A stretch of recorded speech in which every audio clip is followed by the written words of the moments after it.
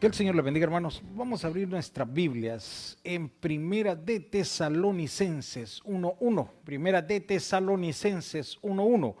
Vamos a iniciar lo que es la carta Tesalonicenses. Vamos a leer del 1 al 10 y posteriormente vamos a hacer una pequeña introducción para entender un poco sobre el mensaje de esta carta a la cual Pablo ¿cuál era el mensaje central a esta iglesia? Muy interesante porque esta iglesia estaba muy preparada. No sé si le bajamos un poquito de volumen aquí al frente. Gracias, Marito. Esta iglesia espiritualmente está muy preparada y cuando la comencemos a estudiar nos vamos a ir dando cuenta que el problema único que esta iglesia tenía era con respecto a la venida de Cristo. Y en la introducción la vamos a ver. El único problema que tenía era en el regreso de Cristo. Allá por el capítulo 4, Pablo les enseña un poco de qué representaba la venida de Cristo. Y por lo demás es felicitaciones a la iglesia por todo lo que ha logrado. Hoy si le subimos un poquito, creo que mucho le bajó. Ahí discúlpeme que le bajó mucho. Muchas gracias. Ahora sí, Primera de Tesalonicenses 1:1. Cuando lo tengan me dan un fuerte amén. Vamos a leer la palabra del Señor en el nombre del Padre, del Hijo y con el poder de su Santo Espíritu. Yo leo los impares, ustedes me ayudan con los pares. Pablo, Silvano y Timoteo, a la iglesia de los tesalonicenses, en Dios Padre y el Señor Jesucristo, gracia y paz sean a vosotros, de Dios nuestro Padre y del Señor Jesucristo.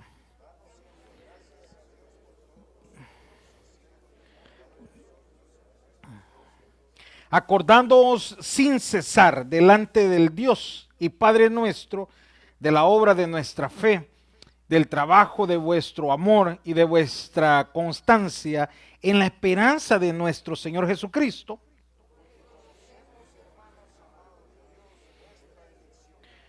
pues nuestro evangelio no llegó a vosotros en palabras solamente, sino también en poder en el Espíritu Santo y en plena certidumbre, como bien sabéis cuáles fuimos entre vosotros por amor de vosotros.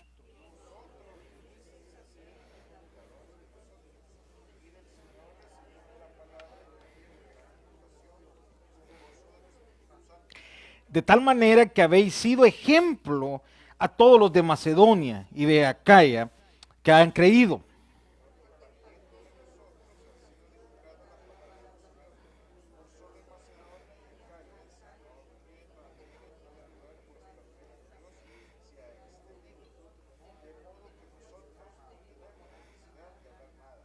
Porque ellos mismos cuentan de nosotros, de nosotros la manera en que nos recibisteis y cómo os convertisteis de los ídolos a Dios para servir al Dios vivo y verdadero. Todos el 10.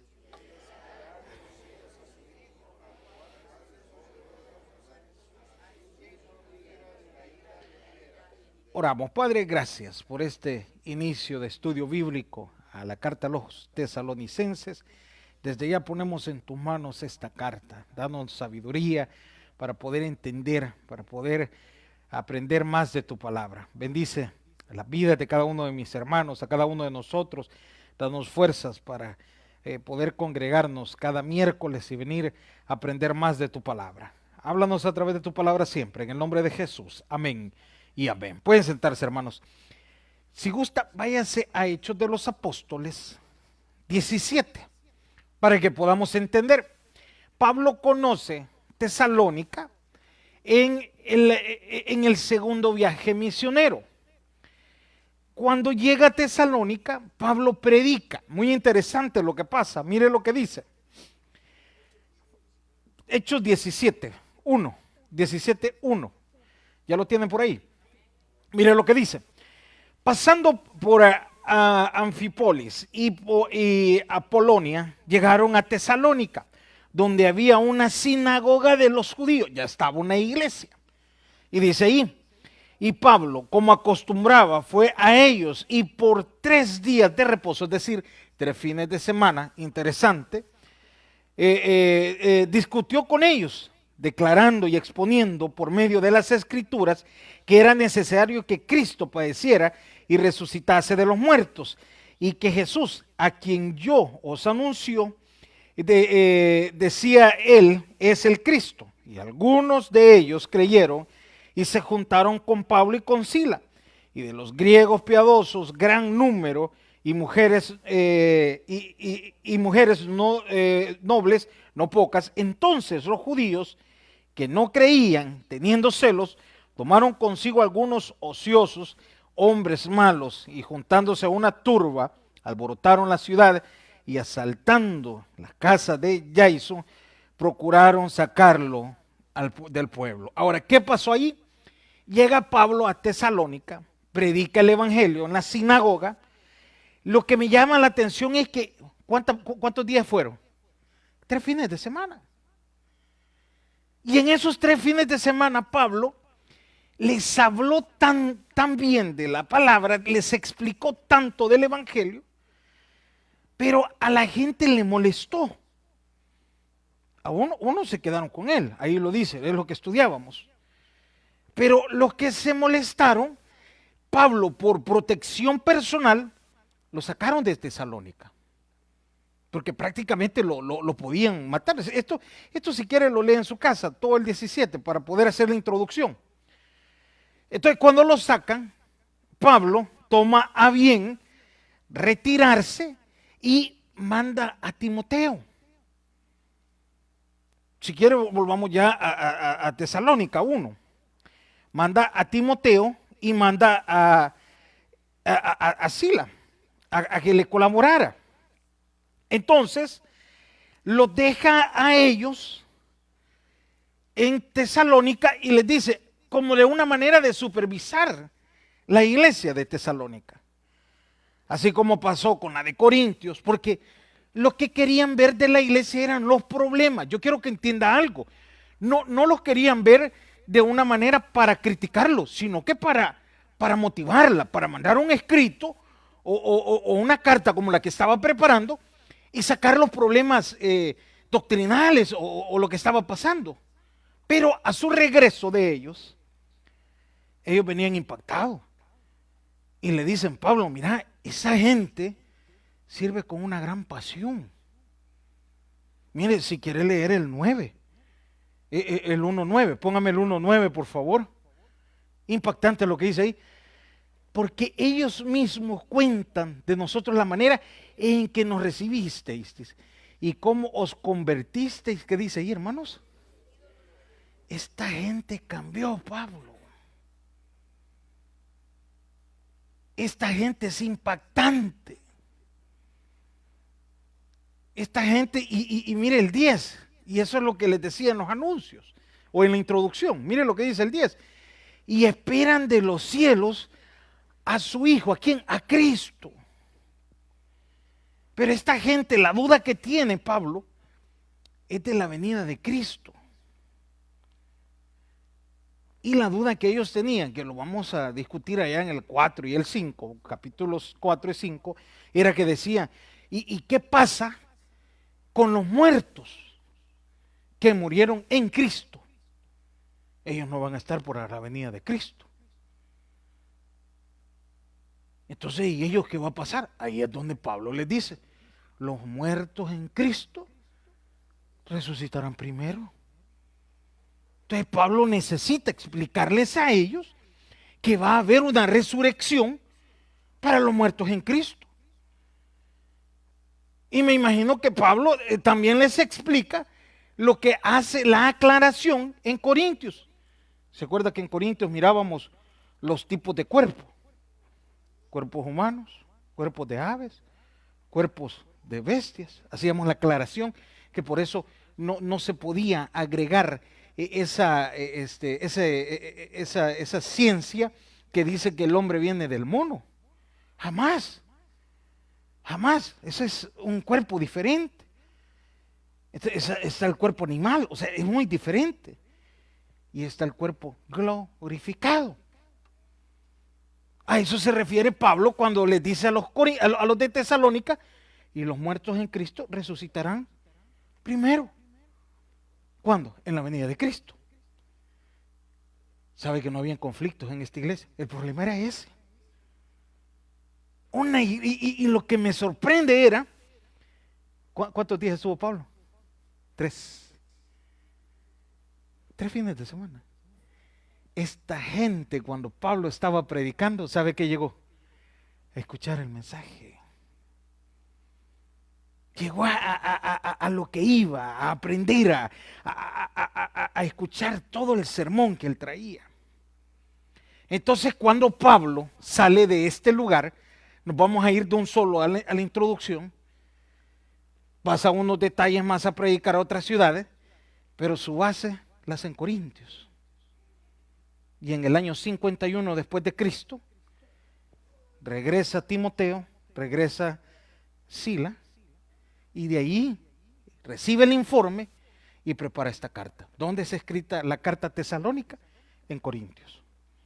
¿Qué año? 51 después de Cristo. Mensaje central de la carta, el mensaje central es el regreso de Cristo. Ese era el problema que tenía. Mire qué interesante. Ese era el problema que tenía la iglesia. ¿Cuándo iba a regresar Cristo? Porque Pablo, aquí le decimos a la gente, Cristo viene pronto, y la gente pregunta, ¿cuándo? Ese era el problema.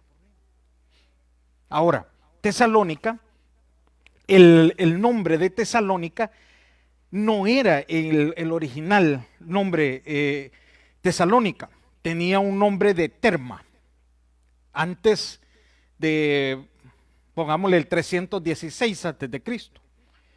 Pero Terma, antes del 316 de Cristo, fue conquistada por Casandro de Macedonia.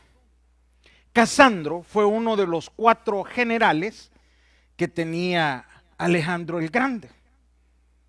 Pero Alejandro el Grande, o Magnum, como lo conocen, él estaba, este Casandro es de los coroneles que se quedaron, o generales que se quedaron con el reinado de él, cuando se divide. Entonces él se casó con una de las hermanas de Alejandro. Alejandro tenía 4 hermanas. Había una que se llamaba Europa, que murió al año, la asesinaron. Yo le voy a dar un consejo hoy, en la noche. En lugar de averiguar chambres, averigüemos por qué le pusieron Europa al continente. Ahí se lo dejo. ¿Por qué los 5 continentes tienen el nombre de América, Europa? Ahí se lo dejo, vaya, búscalo. Ahí vaya, búscalo. Asesinaron a Europa.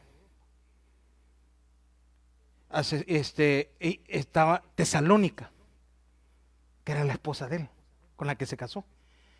Y este tipo estaba tan enamorado de ella, que le puso así a la ciudad, Tesalónica. Y le quitó el nombre porque ahí había mucha fuente de agua. Y les he explicado en miles de ocasiones qué representaba el agua. Petróleo de este tiempo, hermano. Era billete. Era un lugar donde iba a haber agricultura, iba a haber trabajo, iba a haber de todo. Entonces era una ciudad clave. Otra de las hermanas que él tenía era Sinane. Esta muchacha, siempre hija de Felipe II, papá de Alejandro. A esta muchacha le gustaba la caza, murió asesinada. Pero a lo que quiero llegar, no hablemos tanto de las hermanas de él, pero allí entra el nombre de Tesalonicense, por la hermana de Alejandro el Grande. El tipo le pone el nombre en el año 316 después de Cristo. Ahora, el primer versículo de Tesalonicenses, al introducirlo, mire lo que dice. En lo que vamos haciendo los primeros versículos, vamos a ir metiendo un poco más del estudio para que podamos entender los versículos un poco más. Ahora, mire lo que dice el primero, de 1 Tesalonicenses 1:1. Saludo inicial, me gusta esta parte. Pablo, ¿y qué dice ahí? Silvano, ¿y qué más dice ahí? Otra vez, esta parte es lo interesante. Pablo, Silvano, ¿y qué más dice ahí? Agrega los tres otra vez, hermano. A los tres. ¿Se acuerda lo que hablábamos al cierre de la carta de Pablo? La humildad de Pablo. Pablo estaba otra vez reconociendo el trabajo de estos dos hombres. Pablo no estaba diciendo, Dios me reveló esto, gracias al trabajo de ellos. Vamos a mandar una carta a la iglesia de Tesalonicenses, porque esta gente estuvo allá con ustedes. Un gran líder reconociendo el esfuerzo de estos dos líderes que estaban con él. Estaba escuchando al doctor Magid y dice el doctor Magid que el peor error que puede cometer una iglesia es poner en alto, o sea, es decir, poner que idolatrar a un predicador. Mucho cuidado con esa parte. Pablo ahí estaba poniéndose al nivel de ellos. Pablo no quería tener un resalte. Esa es la parte que Pablo estaba dando. Pablo estaba diciendo, la labor de esta carta es de los tres, no solo de Pablo. Pero Pablo es el autor, sí, pero del trabajo de los tres. ¿Me está entendiendo lo que le quiero decir? Él los estaba agregando ahí. Aunque la carta es de Pablo. Quiero que entienda algo. Yo no estoy diciendo que la carta es de los tres. El autor es Pablo, pero colaboraron ellos dos. Está reconociendo el trabajo de ellos dos. Y dice después ahí, a la iglesia de los de Tesalonicenses, en Dios Padre y el Señor Jesucristo. Gracia y paz sea a vosotros, de Dios nuestro Padre y del Señor, que dice ahí, Jesucristo. Este era un saludo típico de Pablo. Ahora, entra con lo siguiente. Ejemplos de los tesalonicenses. Damos siempre gracias a Dios por todos vosotros, haciendo memoria de vosotros. ¿En qué dice ahí, hermanos? Y entra con una oración Pablo. Pablo dice, cada vez que recordamos a tesalonicenses, lo llevamos en oración. Es una iglesia que Pablo, si lo quiere ver desde ese punto de vista, no la conocía, porque no se congregaba. No sé si me entiende. Hablo de la congregación. Él conocía predicadores, conocía servidores, pero a la iglesia en sí, a los miembros no los conocía. Pero él dice, cuando yo hago memoria de la iglesia, oramos. Y yo le voy a insistir con esto. Ora usted por esta iglesia. Se lo dejo en su corazón esta noche. Porque me imagino que usted se siente miembro de esta iglesia. Ese es su deber, hermano. Orar por todos nosotros.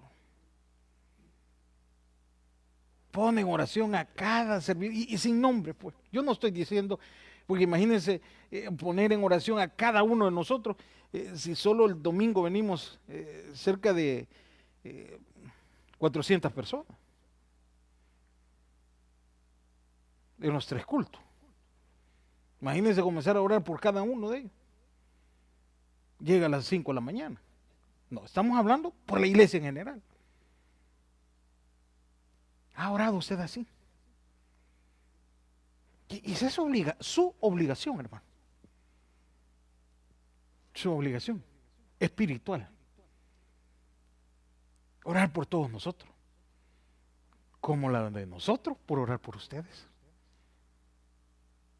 Y Pablo estaba diciendo, y cuando haciendo memoria de vosotros, en nuestras oraciones, siempre lo llevamos en oración. Si yo dijera ahorita, no estoy diciendo que me vaya a levantar la mano, pero ¿cuántos de los que estamos aquí estamos pasando pruebas? La mayoría.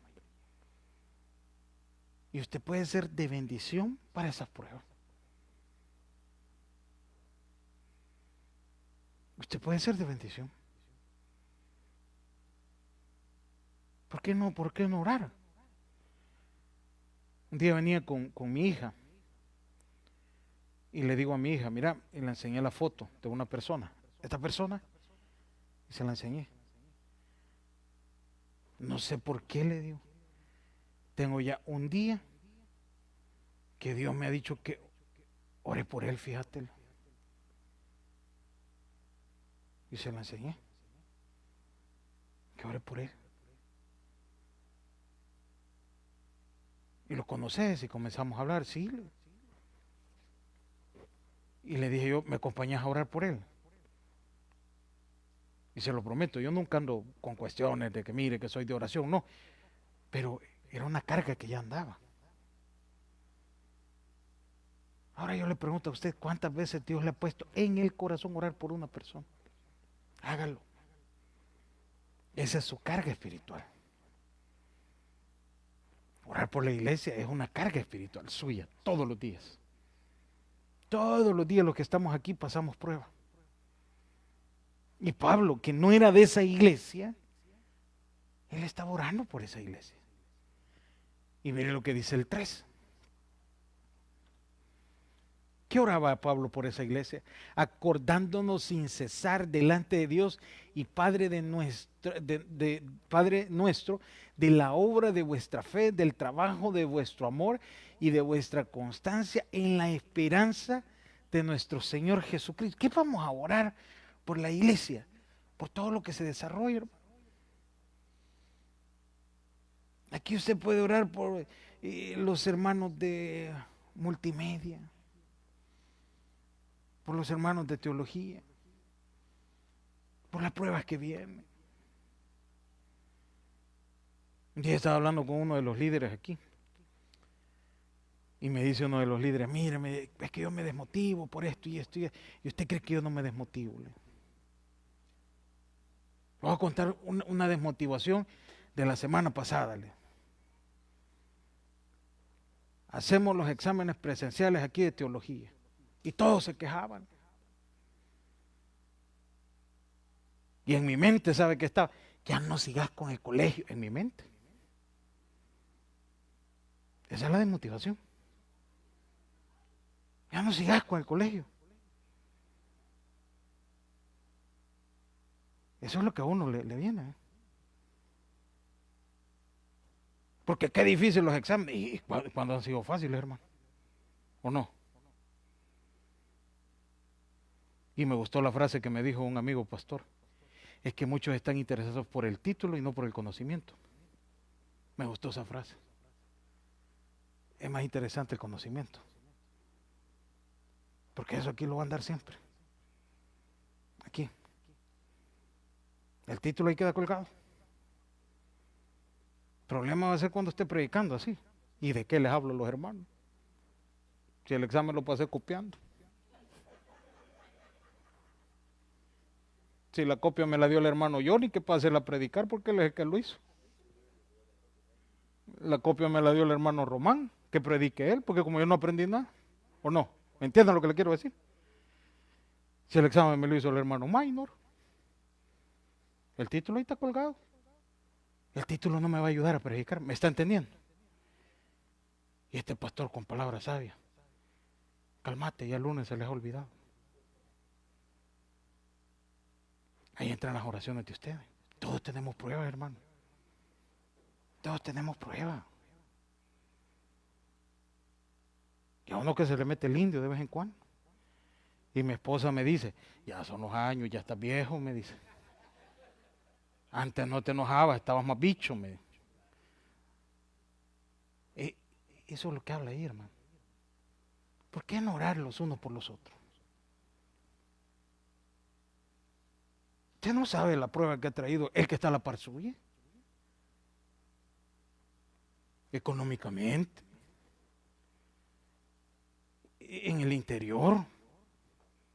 Lo que esté pasando. ¿Me entiende? O sea, y ahí dice, acordándonos sin cesar delante de Dios y del Padre de las obras de vuestra fe. Hablemos de las obras de fe de esta iglesia. El ministerio de seguridad.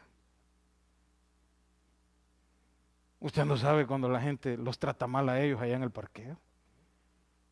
Señor, dale fortaleza cuando les hablen mal a los hermanos de seguridad. Es difícil.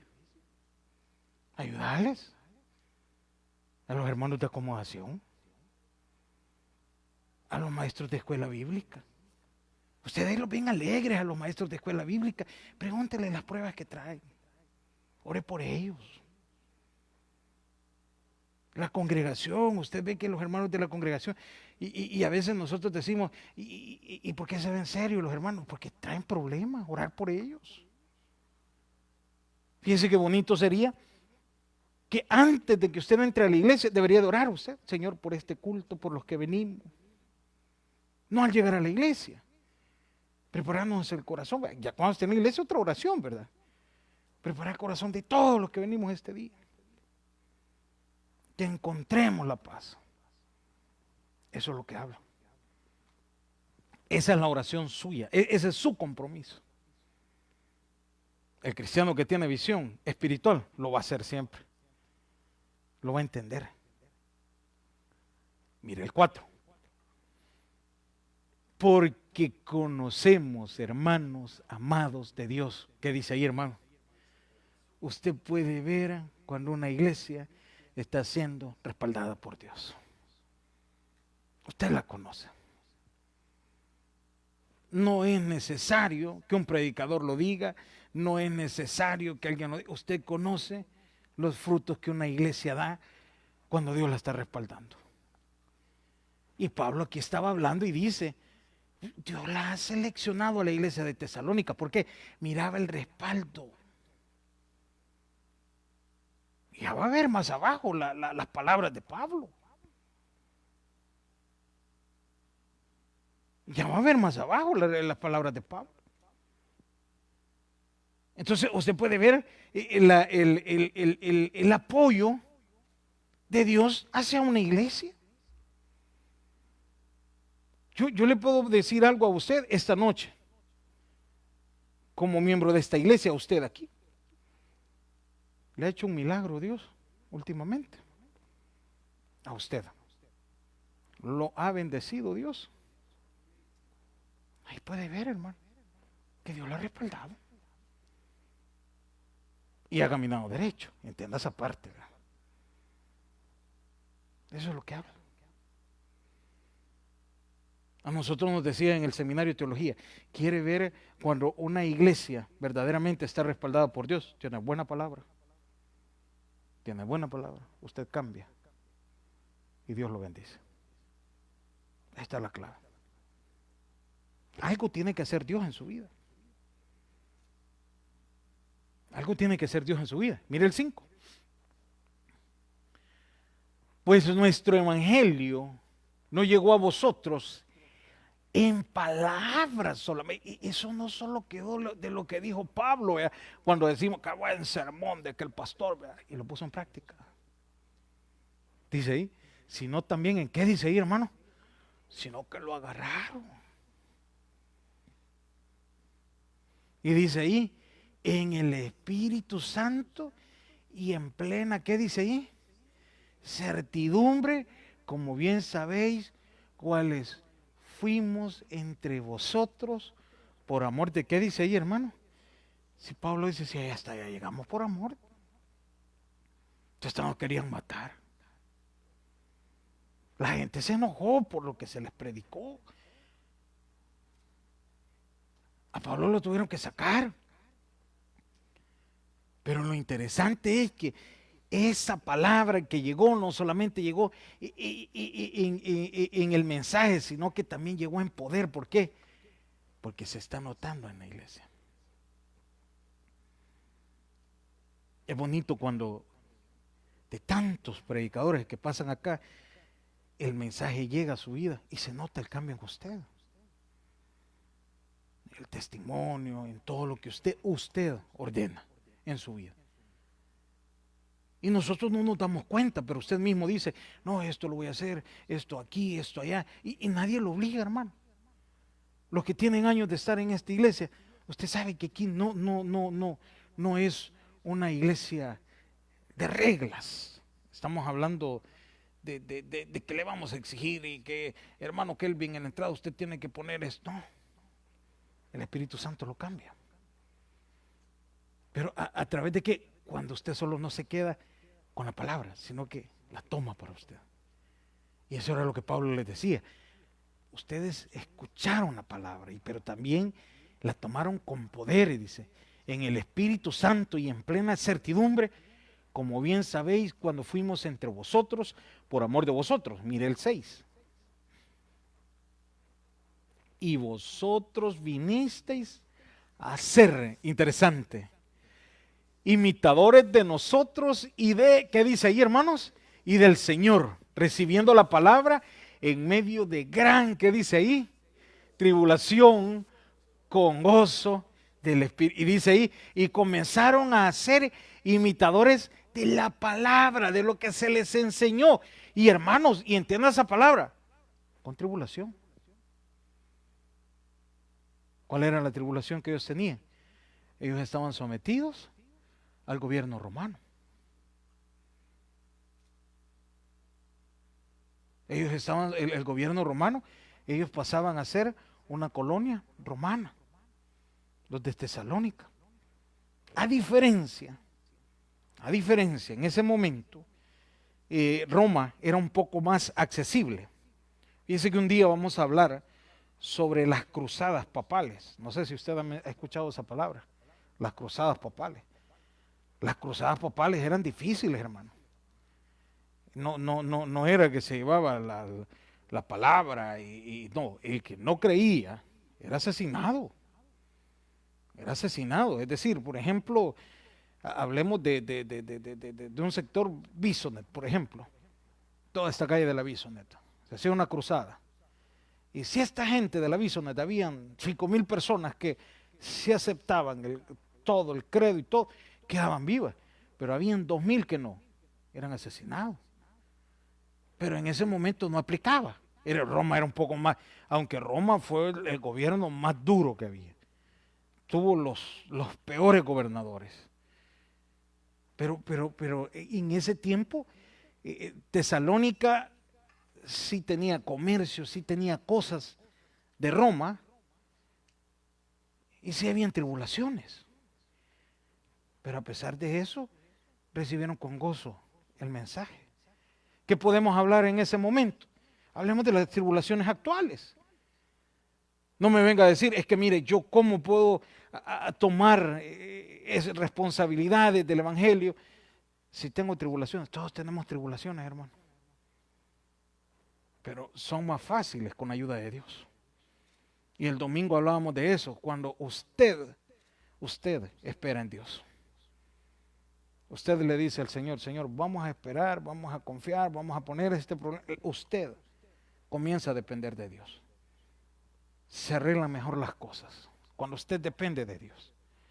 Ellos también tenían tribulación, tenían enfermedades, tenían cárcel, tenían gente que había fallecido.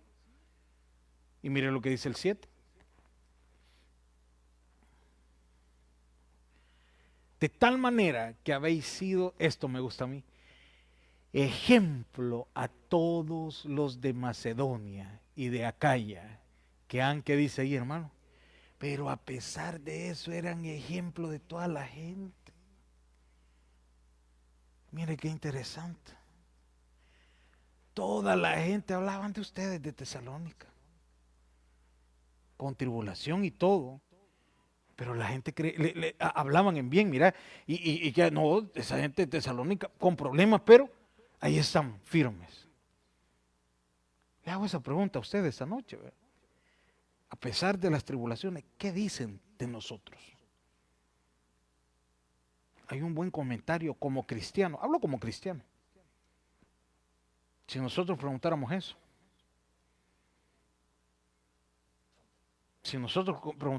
¿qué opina la gente de nuestro cristianismo en este momento?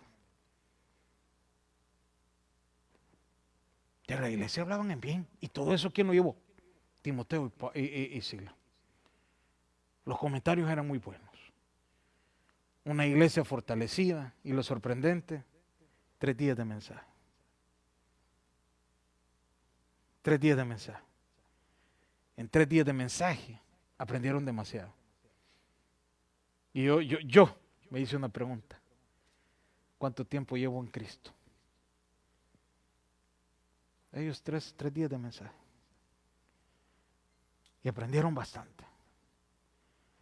Y me hice esa pregunta, ¿y yo cuánto tiempo llevo en Cristo? ¿Y cuánto me falta de aprender? ¿Por qué? Porque muchas veces a las cosas pequeñas del Evangelio no les prestamos atención. Démosle un aplauso al Señor